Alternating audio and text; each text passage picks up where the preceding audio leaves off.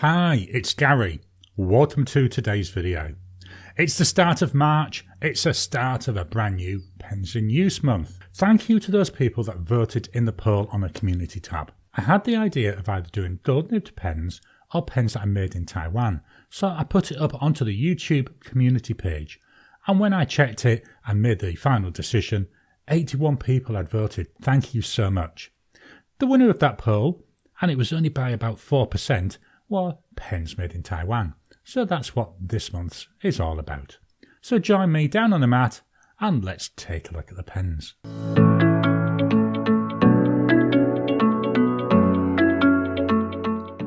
Welcome down to the mat. So this month we're looking at pens that are made in Taiwan. I thought I had more manufacturers than I actually do. I've only got 3 manufacturers. So 4 of the pens are from that same manufacturer, but they're all at different price ranges. So I think there'll be nice comparisons against each other anyway. One thing I would ask, I had got myself convinced that now all pens were made in Taiwan. Yes, I know it's a US based company, but I thought I'd read somewhere that they were made in Taiwan. But when I checked up as part of my research for this, all it now says is made in China, and I know Taiwan is classed as part of China. So if you know, are now all made in Taiwan? I'd love to know, because if they are, I might try and add them in as these pens run out. Not that I think most of these pens are going to run out this month. So let's take a look at the first pen.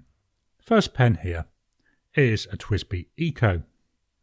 Nice, solid workhorse pen. I've got a number of these. The title up here, these are written in a 1.1 stub nib in a TWSBI Eco. I just love it. It's a workhorse pen. It's not the first pen I bought when I got back into fountain pens, but it was the second. And I'm so glad I did. Most of the Ecos I've got are either extra fine or fine nibs, but that's because they were bought at the start of my new fountain pen journey. I may get myself some with a broad nib or even maybe another stub nib. I do quite like the stub nib in this, and I like keeping it for my titles, so I might get another one for general writing as well. Let's take the cap off. Small nib, I'm not bothered about that. It writes nicely. Fairly narrow section, you can certainly feel that. And at the bottom, there's a definite lip. I don't know if you can see it coming through on the camera. Hopefully that's focused in. On here, that there seems to be a gap between the lip and then, I don't know if this is another piece of plastic. So that's definitely noticeable when I'm using it, and I can feel that digging into my hand. This is a demonstrator, and like all Ecos, it's a piston filler.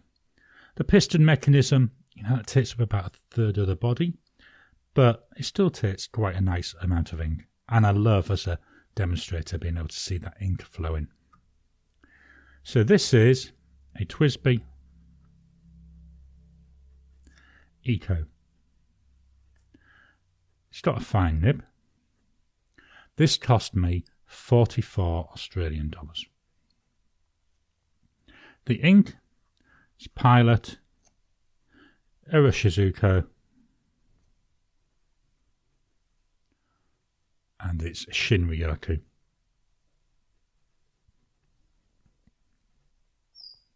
I love this ink. I know it's green. I love the green of the trim that's with this pen. Here we go. That gorgeous green on the cap. And I think this matches quite nicely. Let's look at drying time. So we've got immediate. 10 seconds. After 10 seconds, that's dry already. Nice, fast drying. It's a fine nib, but I still enjoy using it. So this is the TWSBI Eco. Our second pen, this is where I'm saying I'm sticking with the same manufacturer. It's by TWSBI. It's the TWSBI Diamond 580.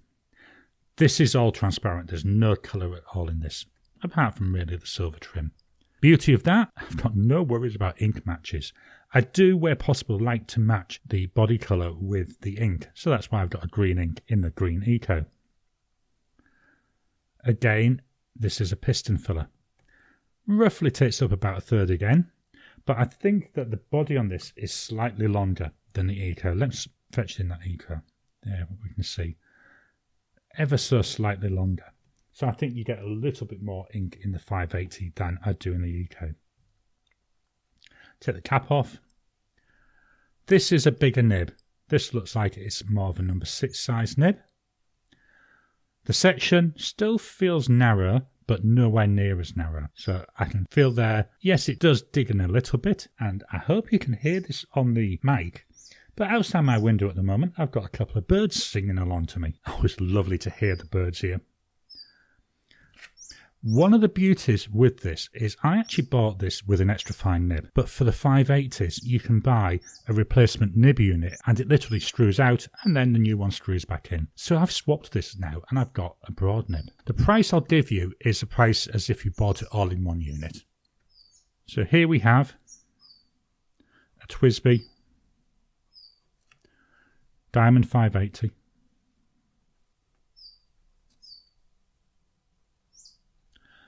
With a broad nib, and this costs 72 Australian dollars.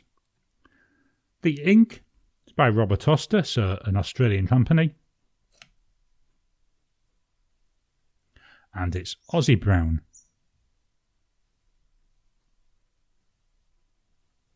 I don't use this ink nowhere near enough. I think it's a lovely colour. It's not in your face brown, but it's definitely there. It's a nice, I would say it's like an earthy type colour brown to me. Really enjoyable. Drying times, so immediate. 10 seconds. So another one, it's dry already. As I said with last month's pens in use, I'm going to call out here, this could be related to the temperature. At the moment it's 30 degrees Celsius. So it's fairly warm, and that will have an impact on the drying time. But anyway, this is the TWSBI Diamond 580. Pen number 3. Let me just reposition the paper before I fetch that in. There we go. We're going to go for a different manufacturer now. We're going to go to Opus 88.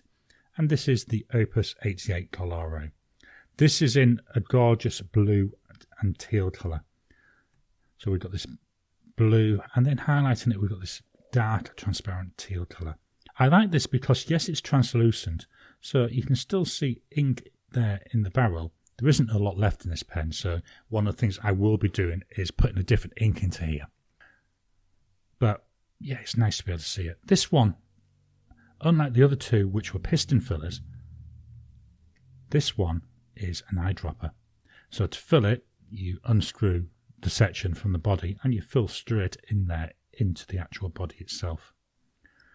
You'll notice here at the end I've got this blind cap. I have that unscrewed. This has got a shut-off valve, so if I screw that down, it shuts the section off from the body, so you won't lose all your ink if there's an issue that causes the section to drop all its ink. You know, things like if you're going on a plane and you get a massive change in pressure, that can cause the pen to leak, so you're not going to lose everything. But the downside is you need to remember to open the shut-off valve, otherwise partway through writing, it runs out of ink. So as a result, unless I'm going somewhere where I think there might be a problem, I always leave this unscrewed. So this is an Opus 88 Koloro with a broad nib. In terms of cost, well, we have jumped up.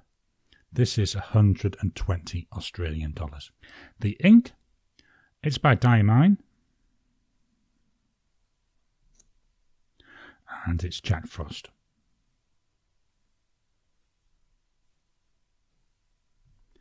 I love this ink. It's a nice blue colour, but as it dries, and depending on the paper obviously, it gets a gorgeous red sheen to it. Not sure if that's coming through here or not.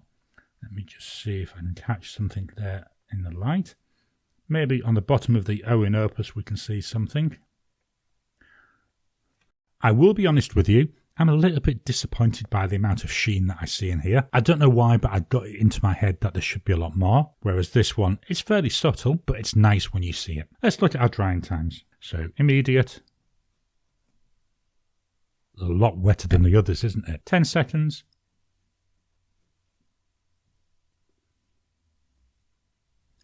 But yet again, 10 seconds and it's dry. As I say, I think it's to do with the temperature and the humidity here at the moment. But this is the Opus 88 Koloro with Diamine Jack Frost. Pen number 4. This is another TWSBI. This is the TWSBI VAC 700R Iris. I love this pen. I love the colour on this flame effect. It's so unusual. You know, we've got purples, pinks, yellows. But not only in this bit of trim, if I take off the cap, we've got it going on there in the nib as well and in the section. I think it looks so nice. This is a really comfortable pen to use. I use this unposted all the time. Again, number 6 size nib, so a nice sized nib on there. Section, still a bit on the thin side. Not as bad as the other 2 TWSBIs, but it's comfortable enough to use for long writing sessions. This is a vacuum filler. Now, obviously, I'm not going to show you that working because it's full of ink. But essentially, you unscrew the top, you pull it out, which pulls out the valve here. When you push it down, it creates a vacuum till it gets to about here.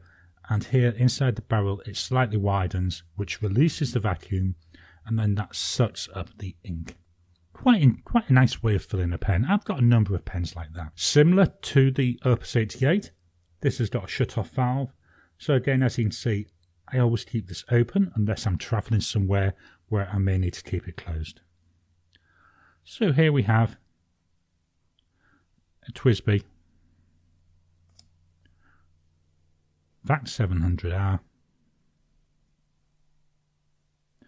Iris. Quite a long name, isn't it? And this was, this has got a broad nib, and it was 130 Australian dollars. This ink looks quite dark, doesn't it? The ink is by Diamine, and it's called Stargazer. To my eye, this is a very dark blue tending towards a black ink. Not sure on the camera, it looks there, it's got more blue to it.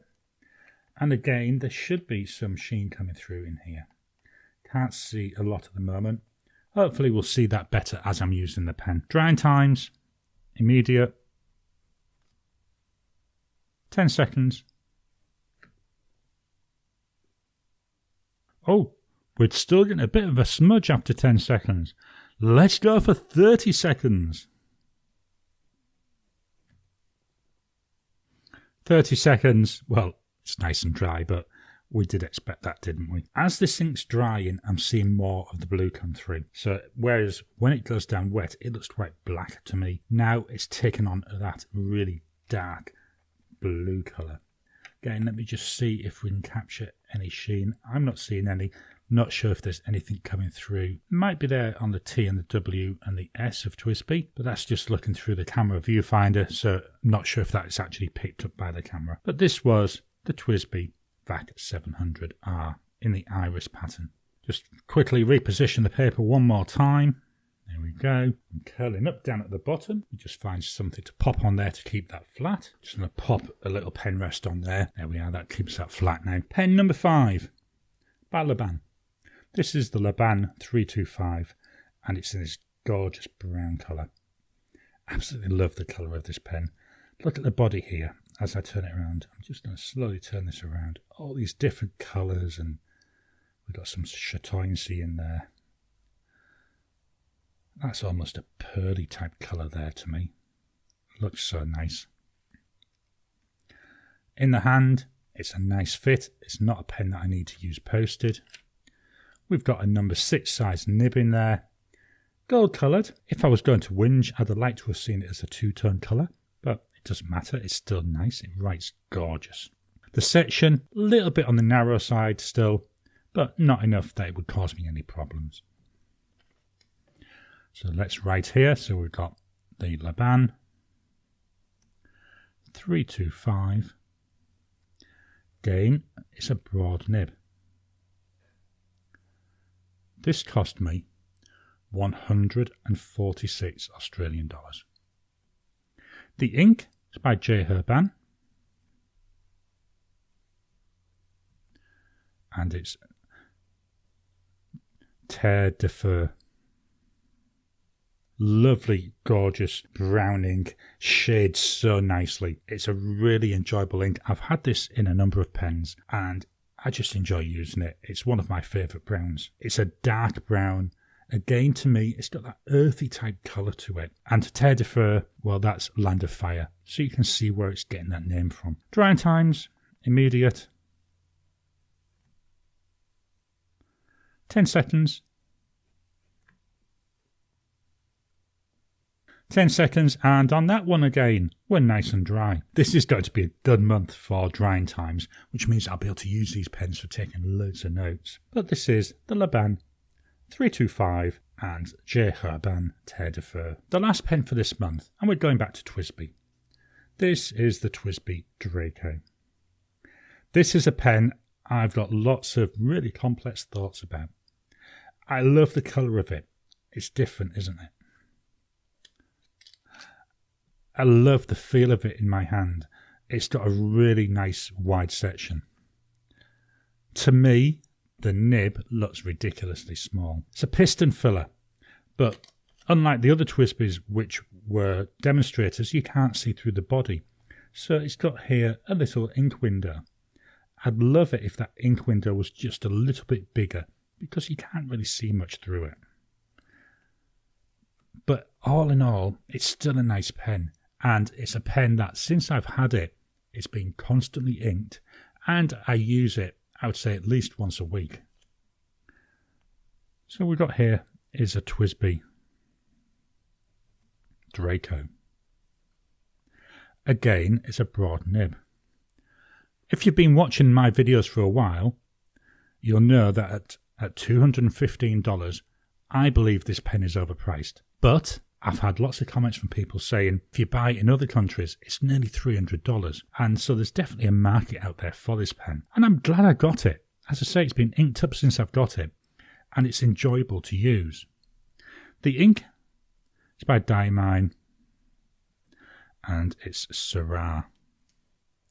This is a nice, I'm going to call it a wine crimson type colour. I like the Syrah wine, so it's nice to have an ink called Syrah as well. All in all, this is a real pleasurable combo. It's nice and smooth. It works well on all the papers. I mean, this is jumping ahead to the end of the month, obviously, but I still enjoy using this pen. Let's look at my drying times. So, immediate. 10 seconds. And it's another one after 10 seconds. That's dry already. So this is the TWSBI Draco. Let me just get this out of the way. I'll fetch the pens in and we'll have one final look. So the pens for March of 2022, all made in Taiwan.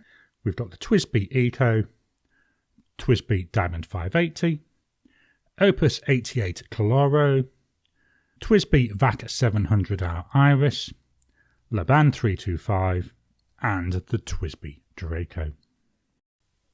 So that's my pens for this month. What do you think of them?